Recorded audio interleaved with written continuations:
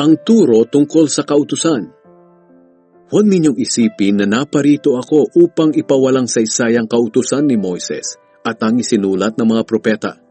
Naparito ako upang tuparin ang mga ito. Sinasabi ko sa inyo ang totoo. Hanggat may langit at may lupa, kahit ang kaliit-liitang bahagi ng kautusan ay hindi mawawala ng kabuluhan hanggat hindi natutupad ang lahat.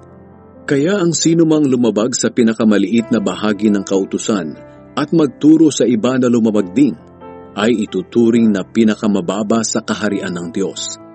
Ngunit ang sinumang sumusunod sa kautusan at nagtuturo sa iba na sumunod din, ay ituturing na dakila sa kaharian ng Diyos. Kaya tandaan ninyo, kung hindi ninyo mahihigitan ang pagsunod ng mga tagapagturo ng kautusan at ng mga Pariseo sa kalooban ng Diyos, hindi kayo makakapasok sa kaharian ng Diyos.